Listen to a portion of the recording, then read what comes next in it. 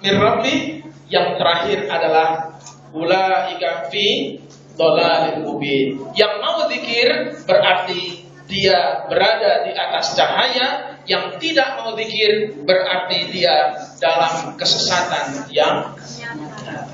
Ini sebuah perbandingan.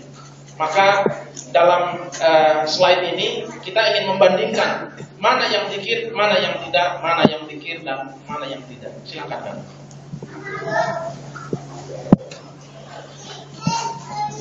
Jika kalimat thayyibah itu diambil dari ulama, maka ulama yang bagaimana? Dialah yang mengutus Rasulnya dengan membawa petunjuk dan agama yang benar, agar dia menunjukkan tentang Islam secara kafah, meskipun orang musyrik membenci. Quran surat Shaf ayat 9. Sufi adalah ulama yang dapat melanjutkan tugas Rasul, tilawah, ta'lim, dan tazkiyah. Dialah yang mengutus kepada kaum yang ummi seorang Rasul di antara mereka, yang membacakan ayat-ayatnya kepada mereka, mensucikan mereka, dan mengajarkan mereka kitab dan hikmah atau as-sunnah. Dan sesungguhnya mereka sebelumnya benar-benar dalam kesesatan yang nyata. Quran surat Al-Jumu'ah ayat 2. Ya Tuhan kami, utuslah untuk mereka seorang Rasul dari kalangan mereka, yang akan membacakan ayat-ayat Engkau dan mengajarkan kepada mereka Alkitab atau Al-Quran dan Al-Hikmah, As-Sunnah, serta mensucikan mereka. Sesungguhnya Engkaulah yang Maha Perkasa dan Maha Bijaksana. Quran surat Al-Baqarah ayat 129. Katakanlah, inilah jalan agamaku. Aku dan orang-orang yang mengikutiku mengajak kamu kepada Allah dengan hujjah yang nyata. Maha suci Allah, dan aku tiada termasuk orang-orang yang musyrik. Quran surat Yusuf ayat 108.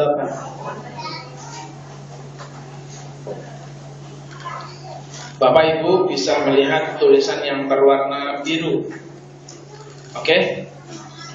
Ada kata Rasulahu, yang kedua Rasulan, yang ketiga Rasulan. Ini para sahabat mengumpulkan ayat-ayat yang memang satu rumpun dalam hal ini. Yang pertama adalah huwallazi arsala rasulahu bil huda wa dinil haq. Dialah Allah yang mengutus rasulnya bil huda wa dinil haq. Rasul itu diutus oleh Allah dengan membawa petunjuk dan agama yang benar. Yang dibawa oleh Nabi, apa yang pertama? Petunjuk dan. Jadi Rasul datang ke dunia seperti ini bukan cuma membawa agama, tetapi yang pertama kali dibawa secara tertibnya adalah bil huda. Dia membawa hidayah dulu. Wa dinil haq, dan agama yang benar. Agama yang sangat rasional, tidak akan bisa diterima apapun kalau orang tersebut tidak mendapatkan hidayah. Maka Allah berkata, Rasulahu, Allah lah yang mengutus Rasulnya bil huda, dengan petunjuk dulu, wa dinil haq, dan agama yang benar. Tujuannya apa? Liyudhirahu ala dini kullih, supaya Rasul itu liyudhirahu, izhar, membuka tuntas agama itu seperti apa. Izhar, tunjukkan.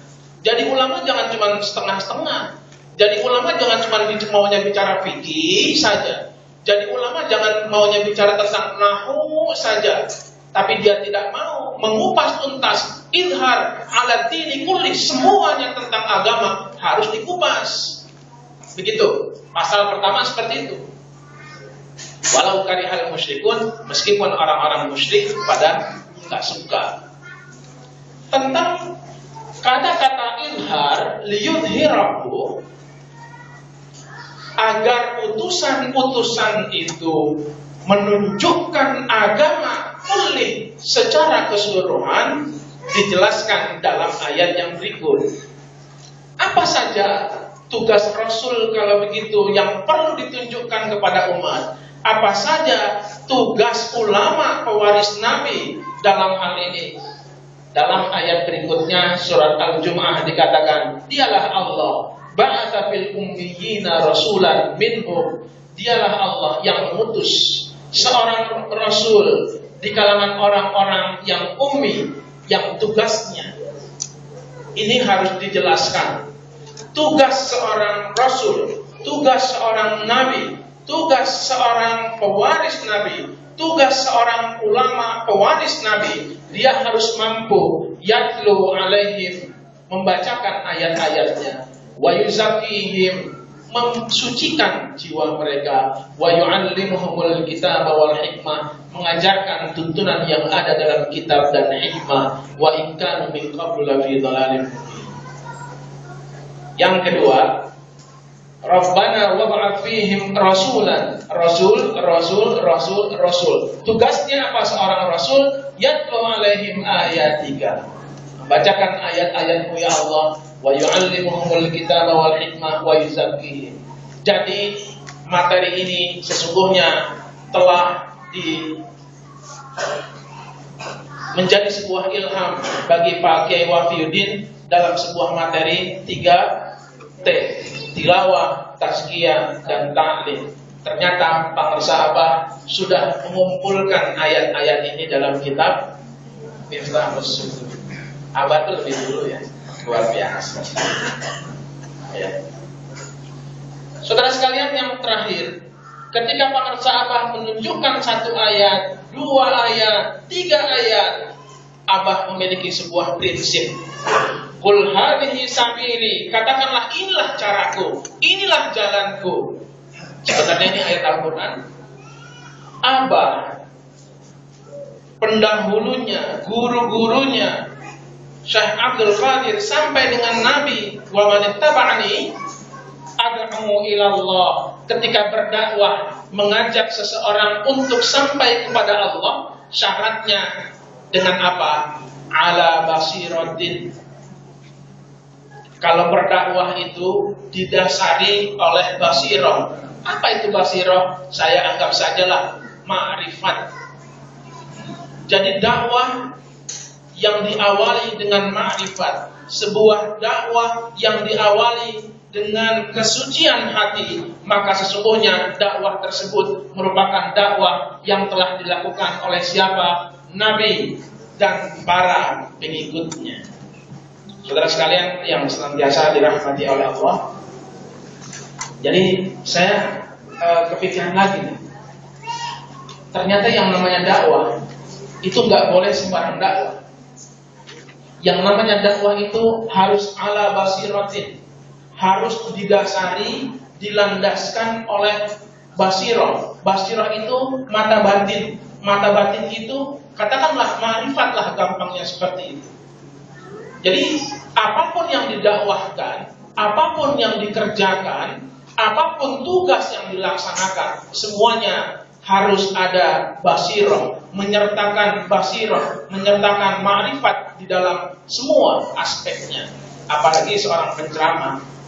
Kalau penceramah sudah tidak ada basirah, maka barangkali tidak termasuk orang yang mengikuti Nabi. Ya, Nabi mengatakan, ad'u ilallah ala basiratin. Saya mengajak Anda semua kepada Allah ala basiratin, dengan dasar ma'rifat atau pandangan mata hati yang benar. Silakan. Segeralah bergabung. Maka wahai saudaraku, sadarilah dan bersegeralah menuju ampunan Tuhanmu, dan bergabunglah dengan rombongan rohani ini. Karena sebentar lagi jalan ini akan tertutup dan tak ada teman yang mengantar ke alam akhirat. Kita datang ke alam dunia yang hina dan pasti binasa. Bukan hanya untuk duduk berpangku tangan, bukan pula untuk sekedar makan, minum, dan memuaskan kepentingan hawa nafsu. Sebab Nabi kalian tengah menanti dan bersedih karena engkau. Surah Asrar 15. Nabi Muhammad bersabda, kesedihanku untuk umatku di akhir zaman. Terjemahan Surah Asrar 16. Hati-hati memilih golongan.